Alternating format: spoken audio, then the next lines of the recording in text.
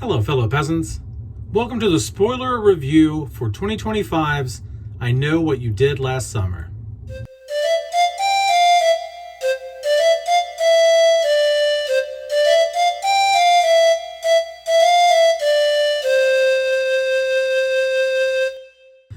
Alright guys, this is the spoiler review. So if you haven't seen the film and you don't want things to be spoiled, go to the spoiler-free review, because that's the good shit. That's the shit that won't ruin it for you. So go check that out first, if you care. If not, stay right here, man.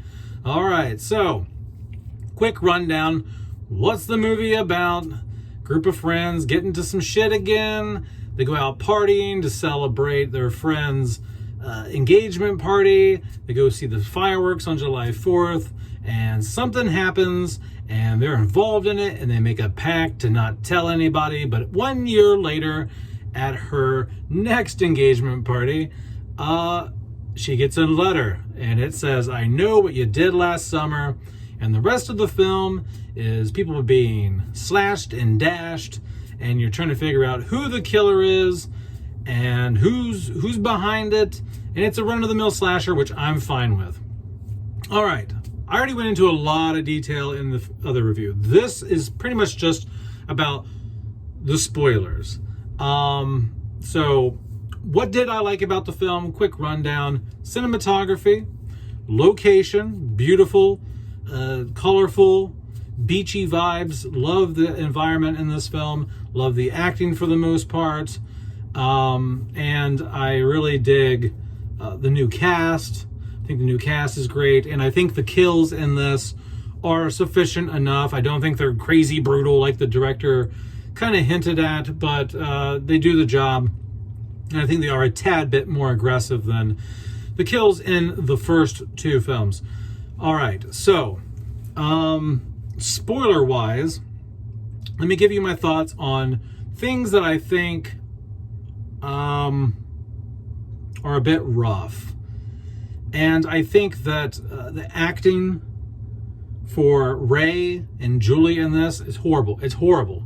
They do such a bad job at acting. And especially at the end when you find out that Ray is one of the killers. That's right. Ray is one of the killers. Let's just rip the Band-Aid off right now. Because his acting in the third act during the reveal is like so bad. It's so cringy. The motive is dog shit. Basically, he's like, hey, look, her boyfriend was the one who went off the cliff. You guys didn't do shit about it. She's mad about it now, even though she was involved and she also decided to keep her mouth shut. But at the time, she didn't know it was her friend that went off the cliff in the truck. So, because she's distraught and you guys want to just brush it aside and not worry about it, and this whole town wants to act like nothing happened, either in 1997 or now, I'm going to join forces with the crazy ex-drug addict chick, to kill people. Ray just decides that he doesn't want the town forgetting what happened in 1997, so he's just going to join forces with this girl and start slashing people, just start killing people. Do I buy it? No, I don't buy that the character of Ray would have this character arc. Does it help the thought process? Like, does it, okay, like I remember watching the trailer going, okay, really? Another person in a slicker? Another person with a hook? Come on, right? But this makes sense because he's trying to bring back that fear. He's trying to remind the town of what happened in 1997. So that's why him and her are donning the fish hook Ben Willis outfit, okay? Because they don't want the town to sweep away what happened to them and the trauma that they've incurred from that and all this and that. Now it makes sense. Because if it was just somebody randomly choosing that, or, so that now makes sense. Okay. But the fact that it's Ray, man, Ray's decided to start whacking people, like, and then on top of like the shitty reveal, the shitty twist, it's like his acting is so piss poor, and he just doesn't deliver the lines enough to even sell the crappy motive. You know what I mean? Like, if he was a better actor, I mean, Freddie Prinze Jr. has never been a grade A actor, you know, but he at least could pull it off a bit, you know, back in the day. Like, it's bad now, man. The acting is bad. And so is Jennifer Love Hewitt's acting. It's piss poor in this as well. You can just tell they're phoning it in. They showed up to get a check 30 years later. And that's just kind of how I feel about their performances. I think the new actors and the new cast kick their ass in terms of acting in this film. I did not need Jennifer Love Hewitt and Freddie Prinze Jr. in this movie. I remember when she showed up, and I'm just like, well, we don't really need, I mean, I guess it's kind of cool to see you, but the new people are really good. Like, I'm entertained just with them. I was not sitting around, like, I remember, like, she goes to Julie's house, and I'm like, oh yeah, that's right. Yeah, I guess she's in this. So, I also liked that, to go back a bit, I did like the, what happened. They didn't hit somebody. Thank God they didn't hit somebody again, right? Actually, one of the friends was drunk in the middle of the road, car's coming, swerves, bam, hits the guardrail, then the car falls off the cliff. They call the police, then they scram, and they leave and abandon the car, right? Because it would just been so stupid and shitty if they also would have ran over somebody, but they didn't. This was a different situation. Same location, same cliffside location, which is a bit, I can take or leave that. They could have done it at another location. Did they need to do it in the same environment, same road that the 1997 cast ran over people? No. But I can forgive that because they didn't run over somebody. It was a different situation. So that was another pleasant surprise. I was like, okay, nice. And then the final spoiler for me really was that Sarah Michelle Gellar is in the film. That's right. She makes a nice little cameo when Danica, I think her name, one of the main actresses in the film, her character's name is Danica or something like that. Anyway, I could be butchering that. I could have that completely wrong.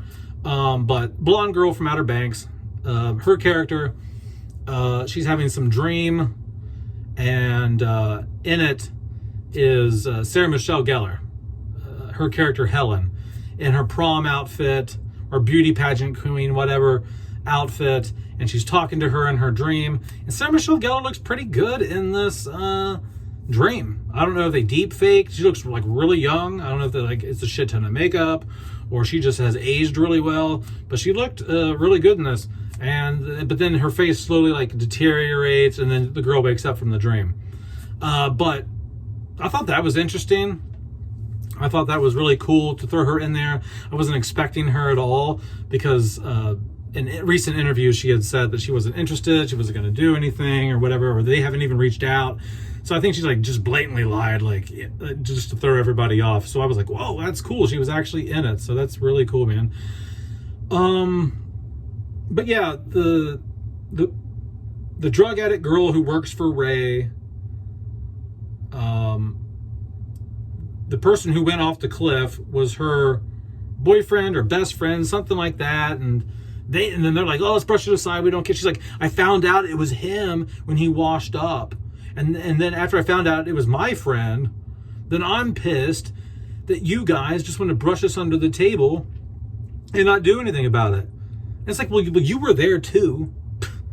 Like, you were there too. You also decided to like let them rot in their truck at the bottom of the cliff.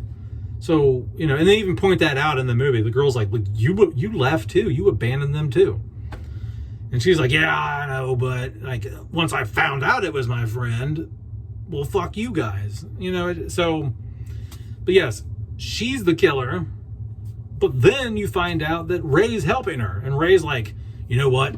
fuck these kids. These kids are trying to brush the death of your friend under the table, you know, and, you know, they're trying to forget about it, live their lives, and this whole town's trying to forget about what happened to your friend, and the whole town tried to forget about what happened to me when Ben Willis was trying to kill me. And so, you know what?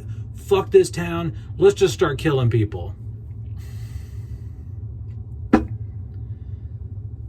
Oh my God. So, all in all, guys, I really enjoyed the film up until the third act. I think it was slick. It was cool. It was hip. The dialogue was excellent. Not always well acted by the legacy characters, but I think it's great in terms of it being a slasher. It is. It's a really, really good slasher. And so if you're just looking for a fun time, check it out. If you haven't seen it, you've been spoiled now. But if you have seen it, let me know if you agree with me. Let me know if maybe I'm thinking like it seems a little far-fetched for Ray to be the killer or one of the killers. But yeah, all in all, I'm gonna add it to my collection. I got the first two on Blu-ray, and so I'll probably pick this up on 4K or whatever when it comes out. Because damn, did I not enjoy the first like hour or so of this movie. It was just like I'm sitting there going, yeah, this is moving along nicely. I like the new cast. It's hip, it's edgy, the kills are good. Yeah. So, all right, guys, that's it. That's what I thought about the movie. If you want more details, like I said, go back to my spoiler-free review and check that out. Otherwise, peasants, have a good one.